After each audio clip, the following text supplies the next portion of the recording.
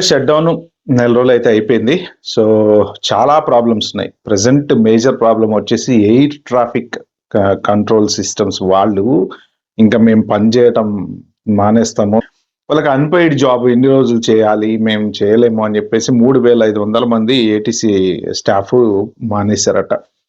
ఇంకా నెక్స్ట్ ఉన్న వాళ్ళతోనే ఎట్లో ఎట్లా నడిపించుకుంటున్నారు గానీ, మొన్న ఫ్లైట్స్ రీసెంట్‌గా అయితే చాలా ఎఫెక్ట్ అయింది. ఒక 2, 3 డేస్ నుంచి ఇప్పటికి స్టిల్ ఎఫెక్ట్ అవుతుంది.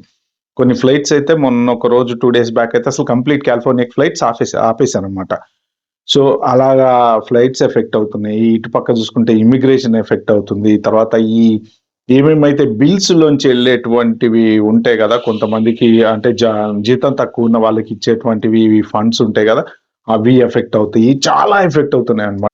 Main important thing aviation industry the biggest hit అన్నమాట ఈ షట్ డౌన్‌లో. 30 డేస్ అయిపోయింది. అయినా సరే వాళ్ళ కొంత గూడా మార్పయితే లేదు. అసలేం జరుగుతదనేది తెలీదు.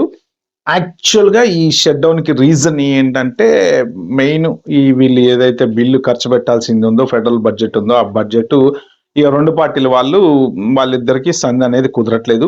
వీళ్ళేమో ఆ ఒబామా కేర్ బిల్లు మెడికల్‌కి రిలేటెడ్ సంబంధించింది యాడ్ చేయమంటున్నారు. వాళ్ళేమో చేయనంటున్నారు. దాని దగ్గర ఆగిపోయింది. ఇప్పుడు కొంత కాంప్రమైజ్ జరుగుతోంది అని జెప్పైతే న్యూస్‌లో రాస్తున్నారు. అంటే